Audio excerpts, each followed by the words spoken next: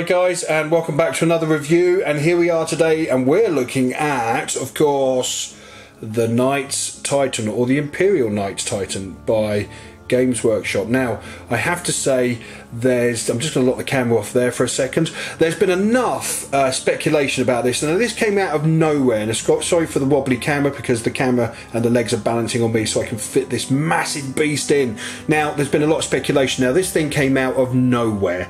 It was literally, nobody knew about this. There was no rumours about Knights Titans or stuff, and ages ago possibly people said, well, wouldn't it be nice if Knights Titans came out? And if anybody sits there and says, oh no, I knew about this ages ago, fantastic, well done on you for keeping the world's biggest secret so far, if you're a GW fan. If you're not a GW fan, it doesn't really matter to you, but a lot of people that watch this are. Now, let's have a look at this and let's talk about this, for example, or for a second. For example, we had tons of speculation about whether it would be its own army or whether it was part of the Lords of War section and stuff like that.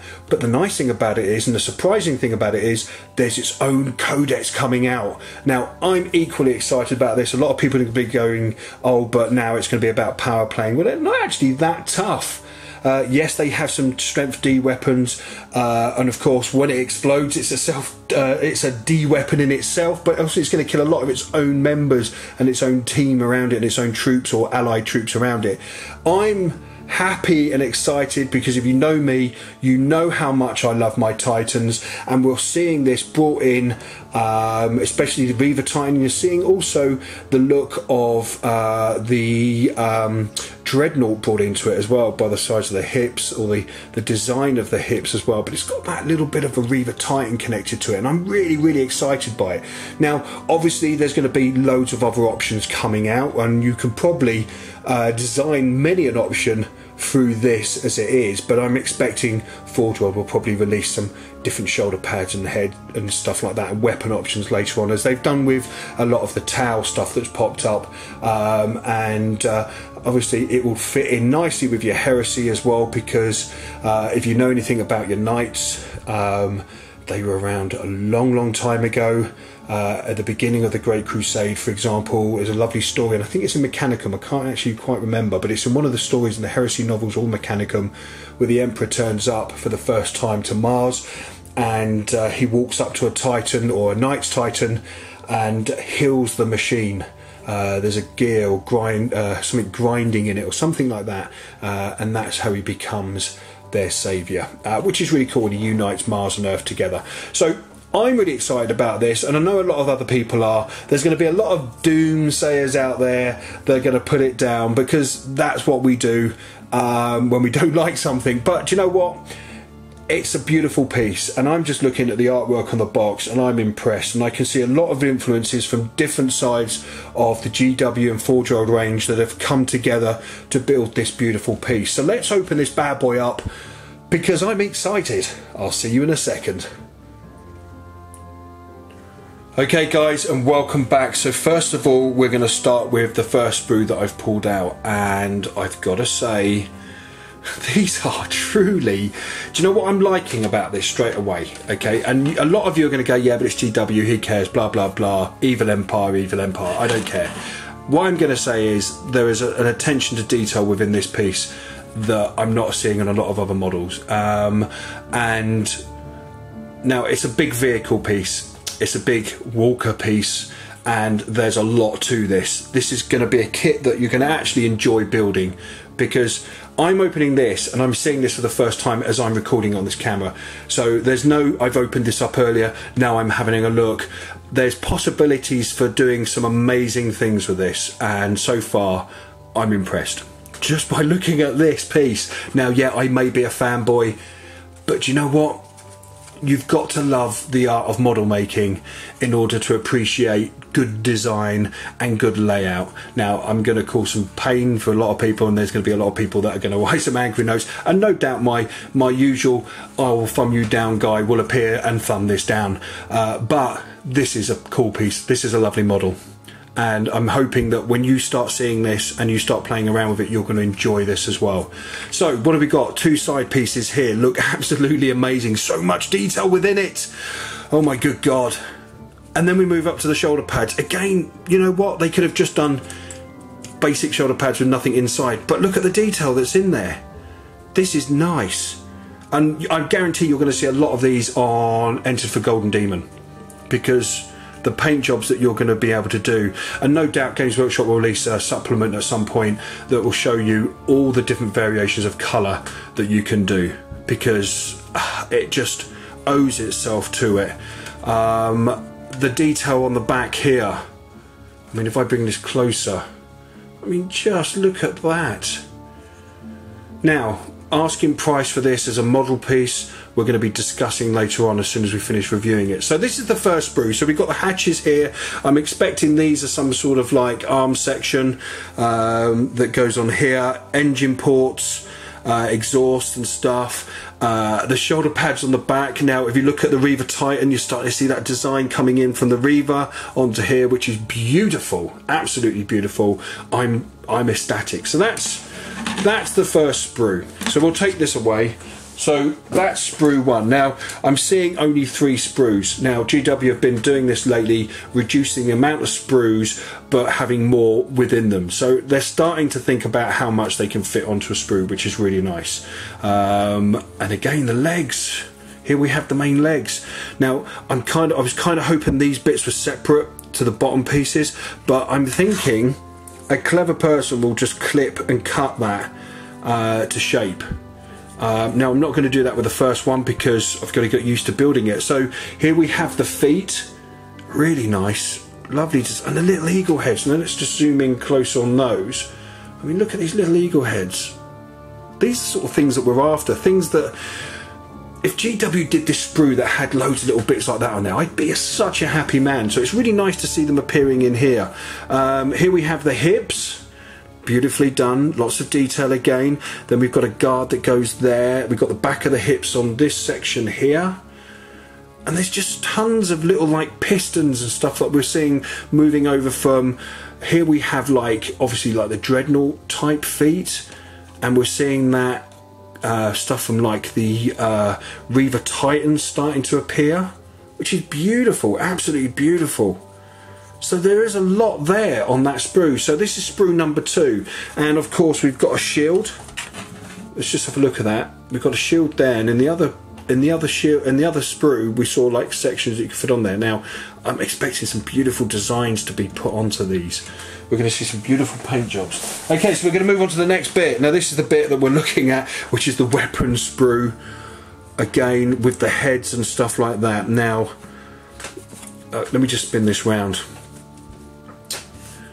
I'm going to be putting this on because this is just fantastic. It's literally a giant chainsaw for cutting up other vehicles and creatures. Brilliant, absolutely fantastic. Now let's have a closer look at that. I mean, guys, check it out. Now I'm a fanboy, you know that. I love my GW. I've started to open up to other gaming possibilities. There's so much out there, but now every now and then GW just does something that just draws me back to them, with the Beastmen, the Forge Worlders, Horus Heresy. I mean, they do some beautiful. I mean, look, there's even, I'm really hoping that's a seat on this section here. Wouldn't that be nice if there's like a little pilot that sat in there? That'd be so cool. But anyway, there is just so much. I mean, I don't know what half this stuff is on here. This is, you're seeing this for the first time as much as I am. Obviously there's a barrel section there. This is where the gun fits in, but there's 2 different types, which is beautiful. That could be a melter for all I know that's down here. Possibly is a melter. I mean, looking at it, I mean, you would fit a melter to this thing and a chainsaw, to be fair. Nice and get up close and just smash things up. The heads are fantastic.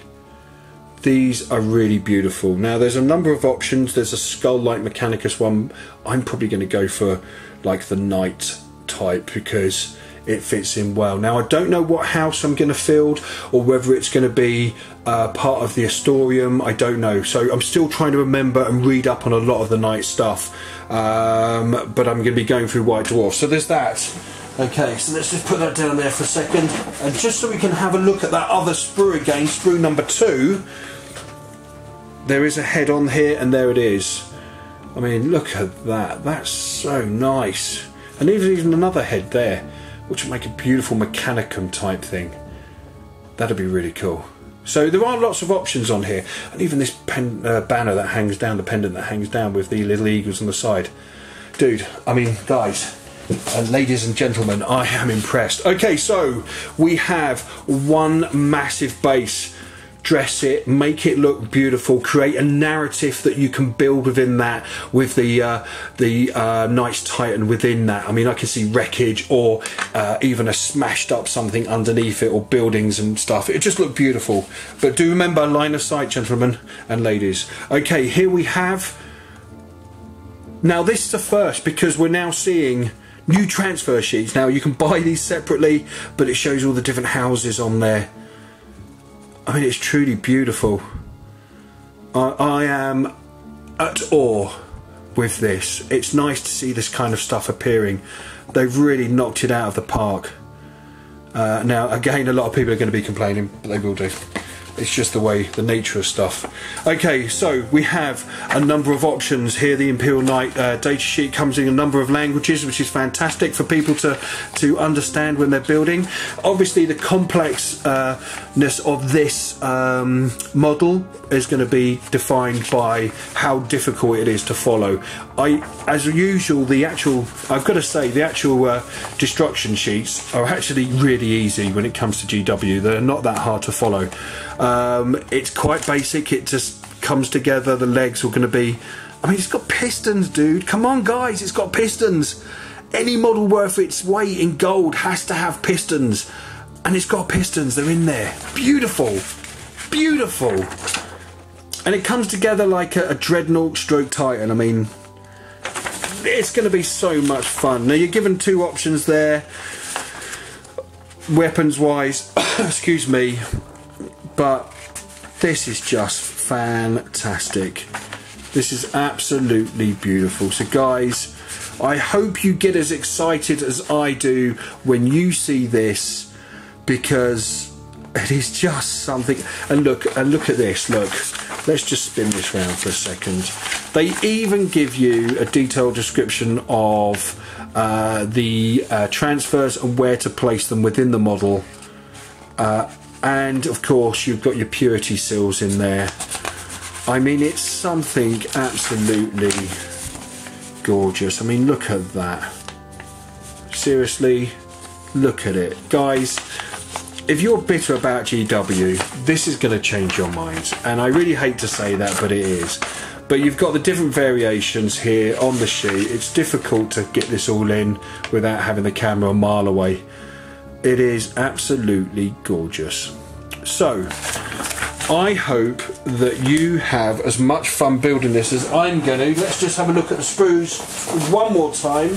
Okay, so I think it's retailing in the UK for £85. Now, a lot of people are going to go, say, what? £85 is a lot of money. Well, you know what? I'm not going to get into this discussion with you.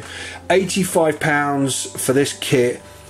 You can spend a lot more on other kits and get half as much in there.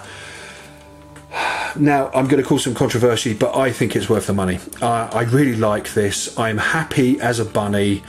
Anything where it's big mechs, I've been talking for ages about wanting big mechs. Obviously, I'm not going to be building this straight away. It's going to be going back into its box and put to the side because I've got my Beastmen to finish.